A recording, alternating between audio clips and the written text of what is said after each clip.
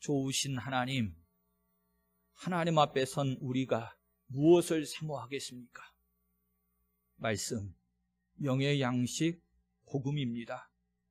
성령님, 이 시간 먼저 이 종에게 성령의 두루마리 펴주시고 오직 진리 되신 하나님의 말씀, 복음만 선포하게 하여 주시오며 우리 성도들의 심령에도 성령님 역사하여 주셔서 꼭 영안이 열려 하나님을 배우게 하여 주시고 영의 귀가 열려 하나님 음성 듣게 하시옵소서. 말씀하시는 분은 아버지 하나님이심을 인정하옵고 우리 주 예수 그리스도의 이름으로 기도합니다. 아멘. 지난 시간에 말씀을 이어가는 겁니다. 18장, 25장을 같이 보고 있는데 수아 사람 빌닷이 2차, 3차 변론을 하는 내용이었습니다.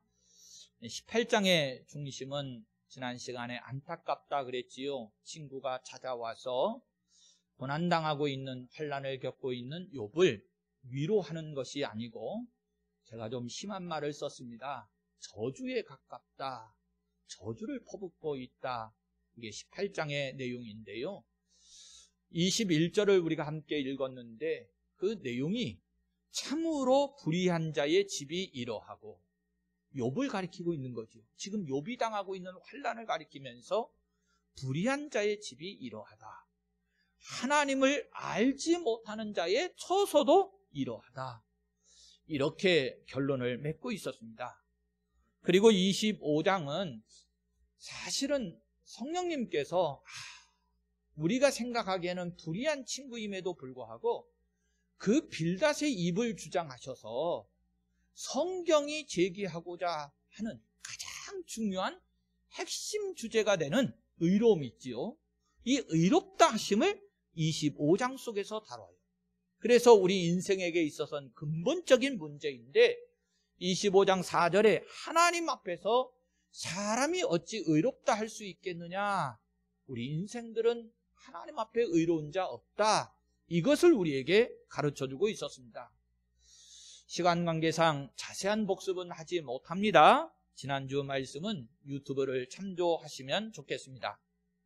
자, 오늘 시작해보면 5절부터 18장 5절부터 21장까지의 내용을 불의한 자의 집이 받는 재앙을 다루고 있는 내용이라고 말씀을 드렸는데 다시 한번 얘기해 볼게요. 위로가 되면 얼마나 좋겠어요.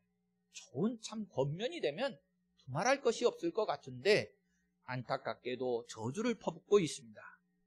빌닷이요 5절에 악인으로 시작을 합니다. 그리고 21절이 불의한 자의 집은 이러하다 그러면서 결론을 맺어요. 자, 성경 구절을 쭉 읽어갈 건데 내용상 제가 쭉 읽어도 될 것 같아서 읽어가면서 보겠습니다. 5절에 악인의 빛은 꺼지고 그의 불꽃은 빛나지 않을 것이요 그의 장막 안의 빛은 어두워지고 그 위에 등불은 꺼질 것이요 그의 활기찬 걸음이 피곤하여지고 그가 마련한 꾀에 스스로 빠질 것이니 이는 그의 발이 그물에 빠지고 올가미에 걸려들며 그의 발 뒤꿈치는 덫에 치이고 그의 몸은 올무에 얽힐 것이며 그를 잡을 덫이 땅에 숨겨져 있고 그를 빠뜨릴 함정이 길목에 있으며 무서운 것이 사방에서 그를 놀라게 하고 그를 뒤쫓아갈 것이며 그럽니다. 여기 참 무서운 정죄, 저주의 내용이 계속되고 있는데요. 여기서 좀 잠깐 생각해 보고 가고 싶습니다. 여러분, 예외가 없습니다. 저와 여러분들은 다 죄인입니다. 맞지요? 그래서 빌닷의 말이 옳고 그름을 떠나서 죄인된 저와 여러분들, 욥이 되었던지 친구들이 되었던지 오늘 저와 여러분들 모두가 다 죄인이기 때문에 오늘 이 말씀 정죄에 비껴나갈 사람, 예외가 될 사람이 아무도 없는 겁니다. 그런데 정말로 감사한 것은 여러분, 이 무서운 정죄, 저주에서 자유롭지 못한 것이 사실인데 그렇다면 해방시켜줄, 이 문제를 해결해 줄 수 있는 자가 없다는 말입니까? 아니요. 성경이 말씀하지요. 갈라디아서 3장 13절 말씀에 그리스도께서 우리를 위하여 저주를 받은 바 되사 율법의 저주에서 우리를 속량하셨으니, 그러면서 예수님이 계시다고 말씀해 주셔요. 로마서 8장 2절에서도 이는 그리스도 예수 안에 있는 생명의 성령의 법이 죄와 사망의 법에서 너를 해방하였음이라, 이렇게 분명히 말씀합니다. 할렐루야. 이것이 아멘이지요. 얼마나 감사한 내용인지 몰라요. 이 저주의 내용을 보면 저나 여러분들이 처참할 수밖에 없는데, 그런데 성경은 그걸로 끝나는 게 아닙니다. 이렇게 깨닫게 하시고 저와 여러분들에게 바라보게 하시지요. 누구를요? 예수님을 바라보게 하십니다. 자, 그런데 이제 오늘 성경을 좀 깊이 살피는 내용이니까 깊이 보고 싶은데 시간이 허락하지를 않아요. 중요한 것은 이제 빌닷의 태도를 통해서도 우리가 이제 받는 교훈이거든요. 빌닷이 정죄하는 말을 쭉 쏟아내면서 이후에도 보세요. 그가 이렇게 인칭을 계속 사용하거든요. 어떻게 사용하는가가 정말 중요합니다. 제가 안타깝다라고 하는 것은 너무나도 옳은 말인데, 이게 그는이 아니고 우리가 이렇게 사용했으면, 욕도 그렇고 나도 그렇고 오늘 교훈과 가르침을 받는 저와 여러분들도 그렇고 모든 인생들이 다 포함되어지는 인칭을 사용했더라면 얼마나 좋을까 싶어요. 근데 중요한 건 이제 공부니까 좀 보세요. 그가 또 그의 이런 내용들을 얼마나 자주 반복하고 있는지 보세요. 한 절 속에도 두세 번씩 나와요. 자, 12절부터 한번 좀 보는데, 그의 힘은 기근으로 말미암아 쇠하고 그 곁에는 재앙이 기다릴 것이며 질병이 그의 피부를 삼키리니 곧 사망의 장자가 그의 지체를 먹을 것이며 그가 의지하던 것들이 장막에서 뽑히며 그는 공포의 왕에게로 잡혀가고 그에게 속하지 않은 자가 그의 장막에 거하리니 유황이 그의 처소에 뿌려질 것이며 밑으로 그의 뿌리가 마르고 위로는 그의 가지가 시들 것이며 그를 기념함이 땅에서 사라지고 거리에서는 그의 이름이 전해지지 않을 것이며 그럽니다. 빌닷의 저주는 강도를 더해가고 있는데요. 18절부터 보세요. 그는 광명으로부터 흑암으로 쫓겨 들어가며 세상에서 쫓겨날 것이며 그는 그의 백성 가운데 후손도 없고 후예도 없을 것이며 그가 거하던 곳에는 남은 자가 한 사람도 없을 것이라. 그의 운명에 서쪽에서 오는 자와 동쪽에서 오는 자가 깜짝 놀라리라 그럽니다. 한마디로 동서남북 사방에서 그의 소식을 들을 사람들이 다 무서워 떨 것이다, 놀랄 것이다, 이런 뜻으로 말씀하고 있는 겁니다. 자, 그런데 성도 여러분, 제가 이렇게 쭉 성경 구절을 읽어드렸잖아요. 왜 읽어드렸을 것 같으세요? 구구절절히 읽어드린 이유가 뭘까요?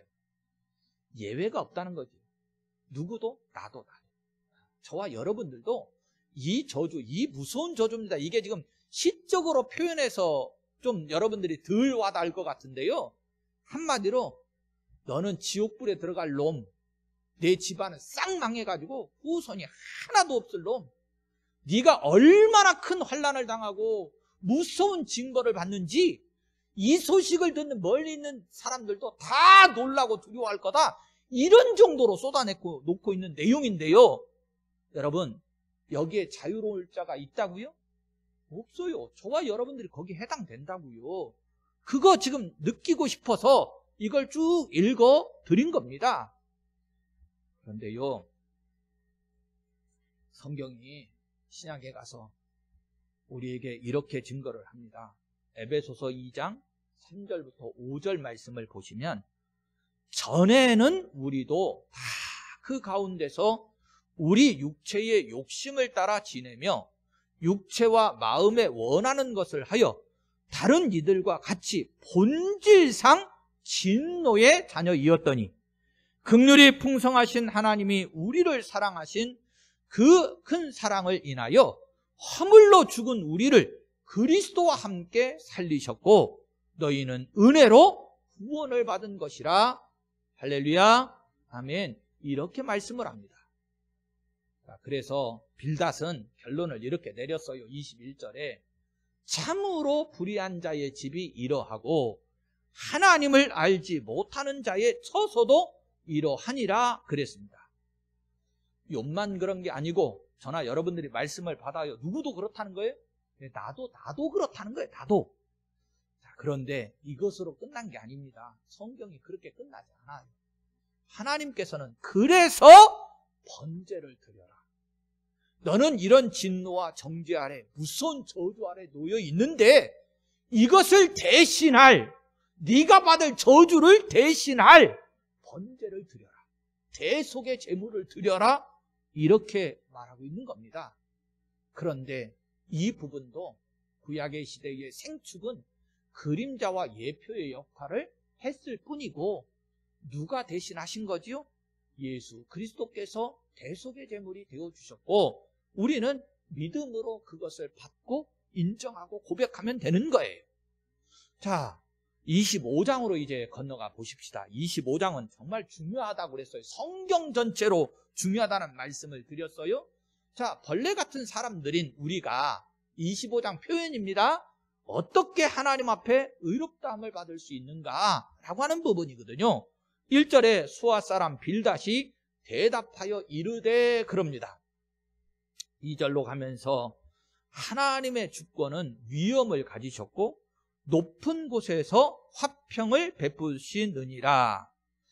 자, 여기 높은 곳에서 화평을 베푸신다라고 하는 뜻이 무엇일까? 제가 미리 좀 말씀을 드렸었지요. 빌닷이 알고 그랬는지 모르고 그랬는지 모르지만 이 말씀의 결론은 성령이 주관하신 겁니다. 빌닷이 지금까지 보였던 그 급한 성격의 태도로 보아서는 이 말을 할 자가 아닌데 하나님이 우리에게 전해주고 싶은 거예요. 비록 빌닷의 입을 통해서이지만 우리에게 말씀하고 싶으신 건데 하나님께서 이루시고자 하시는 궁극적인 것이 무엇일까요? 우리가 이제 복음 그럽니다만 그냥 복음이 아닙니다. 하나님께 나아감, 다시금 하나님과 교제가 회복되어지는데 이걸 우리 단어로 다시금 표현을 해보면 화목한 것, 화평한 것 이거잖아요. 그래서 복음을 이렇게도 표현하면 더 맞을 것 같아요. 오늘 말씀과 접목을 시키면 화평의 복음이다. 자, 보세요. 하나님께서 높은 곳에서 화평을 베푸시느니라 분명히 말씀을 해요. 자, 이것을 그냥 지나가기가 좀 아쉬워서 성경 전체적인 내용 속에서 좀 보고 싶은 구절을 좀 보고 싶은데 이게요, 사람 입장에서 성경을 보고 해석하는 것과 하나님 입장에서 하나님 주권으로 성경을 보는 것이 참 다릅니다. 예를 들어 드리면 이래요. 창세기 3장은 이제 죄가 시작되는 장이잖아요.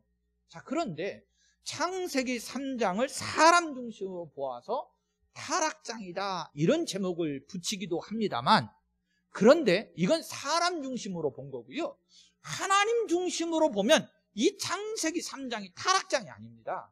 어떤 장이지요? 예, 여자의 후손을 보내주시겠다라고 하는 장차 궁극적인 원복음 메시아를 보내주겠다라고 약속하시는 은혜의 장이 되는 거예요. 다시요, 3장을 사람 중심으로 보니까 사람이 타락한 내용 타락장이 됐잖아요. 그런데 그것으로만 보고 끝난 게 아니에요. 성경은 우리에게 그것 말해주고 싶은 게 아니고 너희들이 타락한 건 맞는데 그것으로 끝난 게 아니다. 그런 복음이 없는 거지요. 뭘 말해주고 싶은 거예요? 3장 속에서는 그래서 여자의 후손 예수 그리스도 메시아를 보내주시겠다 이렇게 약속하시는 원복음 은혜의 장이 되어지는 겁니다. 여러분, 사순절 기간을 지나요.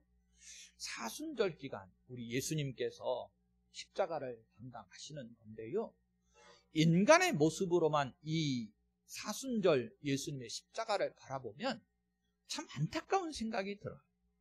배반이 보이지요. 배은망덕한 게 뭐예요? 인간이 이렇게 철저하게 하나님을 반역하고 메시아를 보내주셨는데 인정하지 못하는 어리석음에 있나? 이런 것이 느껴져요? 여러분, 사신절 예수님의 십자가를 생각해보면 우리 사람으로 보면 그렇습니다. 그런데 여러분, 하나님 입장에서 보면 이게 하나님이 우리에게 베풀어 주시는 최대의 은혜이거든요.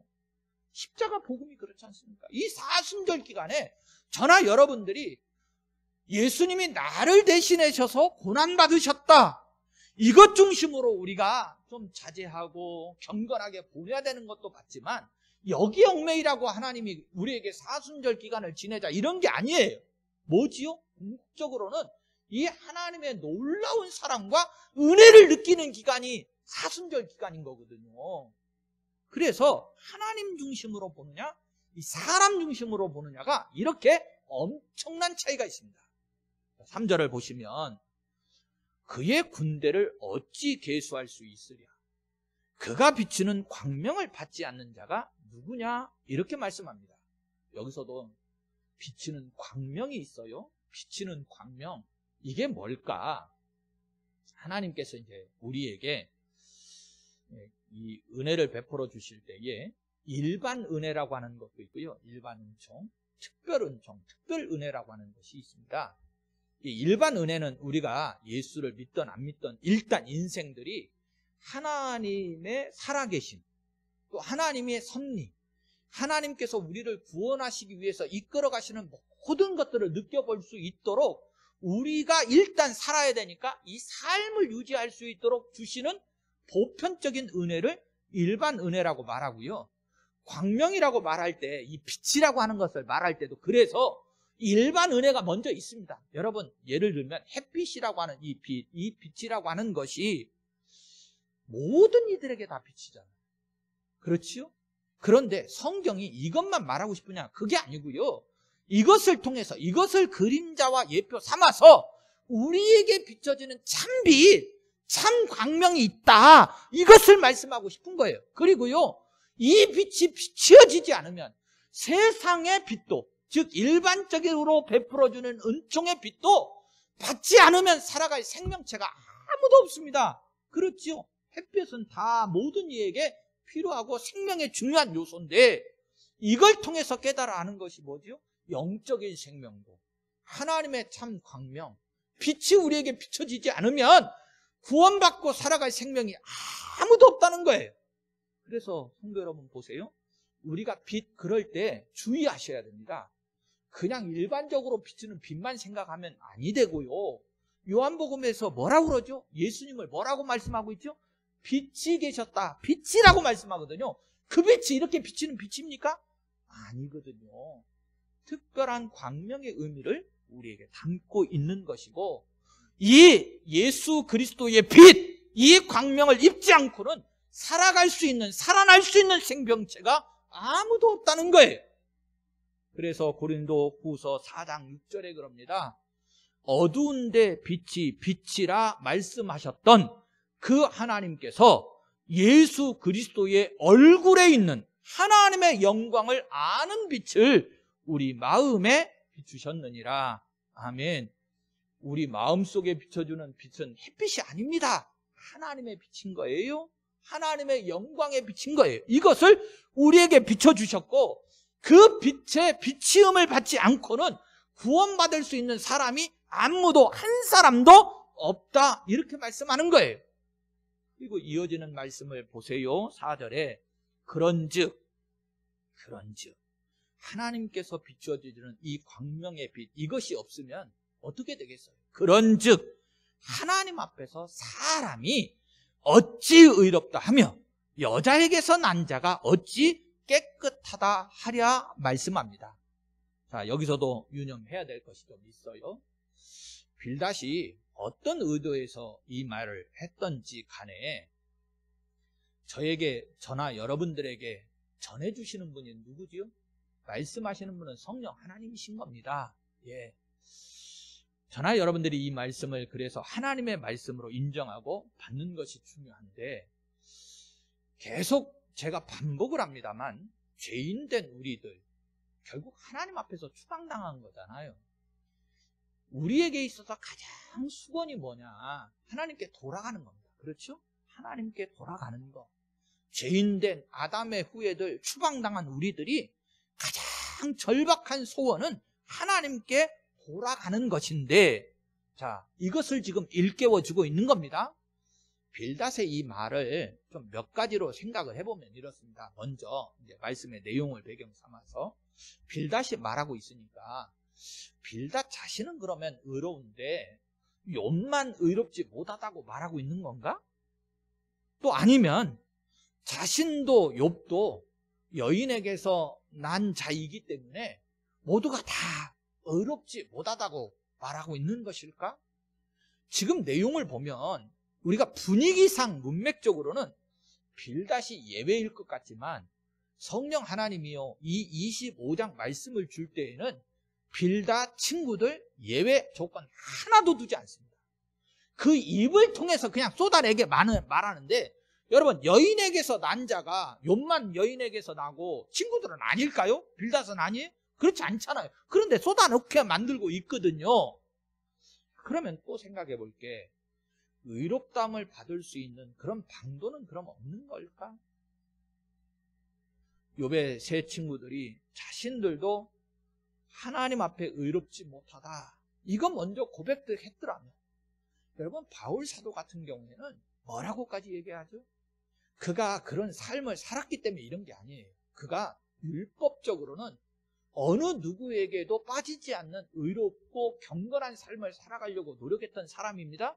그런데 복음의 빛, 복음의 진수를 깨닫고 나니까 바울 스스로가 뭐라고 고백을 하죠? 디모데전서 1장 15절에 내가 죄인 중에서도 괴수다. 그런 거거든요.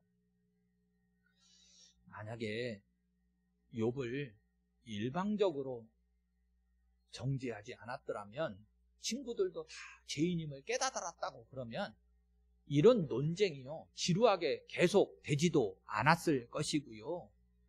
또 21장 27절에 가보면 욥이 그럽니다. 얼마나 답답하고 속이 터지는지 너희가 나를 해하려는 속됨 내가 안다. 너희가 나를 위로하려고 온 거 아니고 나를 해하려고 한 거 안다. 이렇게까지 얘기하고요. 나중에 가서는 이거를요, 그냥 친구, 인간의 관계로만 정리하는 게 아니고 26장 4절에 가보시면 누구의 정신이 내게서 나왔느냐? 이 누구의 정신이란 말은 영적인 거거든요. 이게 하나님 앞에서 너희들 입을 통해 나온 게 아니고 마귀 사탄을 통해서 너희들 입으로 나온 거 내가 안다. 이렇게까지 비화를 하면서 계속 이 논쟁이 이어갑니다. 만약에 우리 친구들도요, 번제를 통해서 예수 그리스도의 대속의 은총으로 이 문제가 해결되는 것을 알고 욥의 처참한 상황, 환난 앞에 오히려 자신들의 처지를 들여다보면서 무릎 꿇고 예수 그리스도 대속의 제물 중보자를 욥처럼 찾았더라면 얼마나 좋았을까 하는 생각이 들어가요. 어찌되었든 욥기에 있어서는 의롭다함이라고 하는 이 문제가 정말로 중요한데, 여러분 25장 이 내용 속에서만 나온 게 아니고 이미 거슬러 올라가서서 우리가 보셨는데 4장 속에서부터 등장을 해요. 엘리바스가 4장 17절에 그럽니다.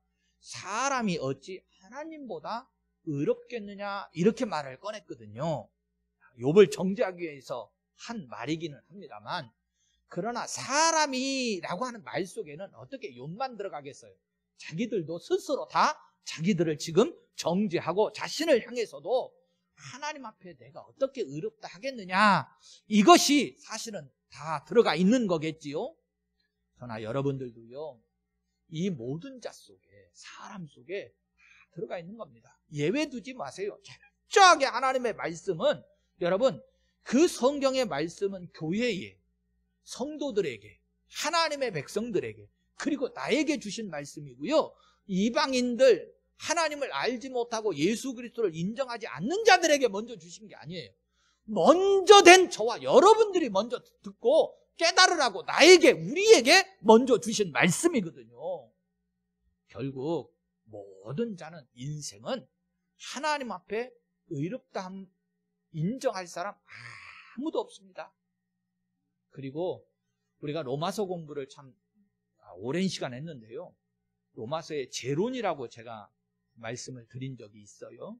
결론이 이랬습니다. 바울 사도가 3장 20절에, 로마서 3장 20절에 그러므로 율법의 행위로 그의 앞에 의롭다 하심을 얻을 육체가 없나니 율법으로는 뭐만 깨닫는다 그랬냐면 죄만 깨닫는다, 이렇게 결론을 내렸었습니다. 다시 한번 강조합니다. 욥기서의 주제도 다르지 않습니다. 우리 사람이 하나님 앞에서 어떻게 의롭다함을 얻을 수 있겠느냐? 대속밖에 없다. 하나님 앞에 의로움을 얻을 수 있는 것은 대속밖에 없다라고 하는 거예요. 그리고 이 의롭다함을 얻는 문제가 얼마나 중요한 문제냐면 하나님과 우리와의 관계가 회복되는 거거든요. 하나님은 의로우신데 우리가 더럽고 추한 죄를 가지고 어떻게 하나님과 교제하고 사귈 수 있겠어요? 그렇지요. 그래서 성경이 하나님 앞에 나아갈 수 있도록, 하나님과 화목할 수 있도록, 하나님과의 관계가 회복되는 일에 있어서 먼저 해결되어야 될 것이 의롭다함을 다시금 얻는 것이기 때문에 이 부분을 계속 강조하고 있는 거예요. 저는요, 말씀을 묵상하면서 이제 결론을 이렇게도 내려봤습니다. 욥은 지금 상황에, 지금 벌어져 있는 상황에 모든 것을 다 잃었잖아요. 그렇죠? 예, 자녀들도, 가족도, 또 모든 재산도, 나중에는 자기의 건강의 문제까지도 다 잃어버린 사람이에요. 자, 그런데 모든 것을 다 잃어버린 것 같은데 하나님께 의롭다함을 받기만 하면 사실은 모든 것을 소유한 자지. 그러나 새 친구들은요, 성인구차처럼 말하고 있지만 결과적으로는 하나님 앞에 의롭다함을 받지 못하면 모든 것을 잃은 겁니다. 다시요, 여러분들이 좀 어려울 것 같아서 너무 쉬운 비유를 하나 들면 이런 겁니다. 우리 사람들도요, 무슨 교훈을 말하냐면 우리에게 정말로 중요한 것들이 많이 있는데 건강을 잃으면 뭐라고 그러죠? 다 잃어버린 거라고 이렇게 얘기를 합니다. 그렇지요. 건강, 그렇잖아요. 이게 뭐 정답은 꼭 아닙니다만 우리에게 가져와 보세요. 하나님 앞에 의롭다함을 받지 못하면 내가 아무리 이 땅에서 누리고 가지고 뭐 어쩌고 떵떵거리고 살아도 다 잃어버린 거예요. 다 잃어버린 거예요. 한순간에 다 끝나는 거예요. 이 세상에 있는 것을 성경이 뭐라고 그래요? 잠시 잠깐 있다가 사라질 안개와 같은 거다, 이렇게 분명히 말하고 있거든요. 자, 그런데 빌닷의 말은 이제 본문으로 들어와서 어떻게 끝나고 있느냐? 5절 6절을 보세요. 보라, 그의 눈에는 달이라도 빛을 발하지 못하고 별도 빛나지 못하거든 하물며 구더기 같은 사람, 벌레 같은 인생이랴 그럽니다. 이것이 새 친구의 마지막 말입니다. 그래서 어떻게 된다는 말인가? 안타깝지만 여기에 답이 없어요. 친구들의 말 속에 답이 있었으면 얼마나 좋겠어요? 답이 없어요. 소망이 없습니다. 그냥 정죄하고 절망으로 끝이 나고 맙니다. 한마디로 친구들의 말은 절망으로 끝나고 있는 거지요. 자, 그런데 욥기서를 보세요. 욥기서라고는 전체적인 틀 속에서는 절망으로 끝나지 않아요. 이 문제가 답이 없이 미결되고 끝나지 않습니다. 그러면 그 비결이 뭔가라고 하는 것이었죠. 계속 제가 강조드려요. 여러분, 우리 신앙생활 속에서 대속이라고 하는 이 부분은 정말로 핵심 주제입니다. 계속 반복되고 아셔야 돼요. 자, 그런데 대속을 구약 성경에서는 뭐라고 지금 표현하고 있다고 그랬죠? 계속 번제라고 계속 표현하고 있다고 말했습니다. 자, 그림자와 예표라고 그랬어요. 송아지나 양의 죽음이 우리의 근본적인 죄의 문제를 해결해 주지는 못하지만 우리로 누구를 바라볼 수 있게는 해주고 있죠. 예수님. 의롭다 하심을 얻을 수 있는 것, 대속, 번제, 결국 예수님께서 십자가를 지심으로 모든 것들을 다 해결해 주셨다. 그래서 이 번제는 우리를 예수님께 지금 인도해 주고 있는 거예요. 그리고 성경은 신약성경 로마서 5장 18절에 이렇게 말합니다. 그런즉 한 범죄로 많은 사람이 정죄에 이른 것 같이 한 의로운 행위, 결국 예수님의 십자가 죽으심이죠. 한 의로운 행위로 말미암아 많은 사람이 의롭다 하심을 받아 생명에 이르렀느니라. 아멘. 여기에 소망이 있는 겁니다. 자, 사랑하는 성도 여러분, 욥기서 너무나도 중요한 주제를 담고 있고 오늘 25장을 깊이 있게 살펴봤습니다. 이 말씀 여기서 끝나지 마시고 여러분들이 25장의 말씀은 자꾸 묵상하고 또 묵상하셨으면 좋겠습니다.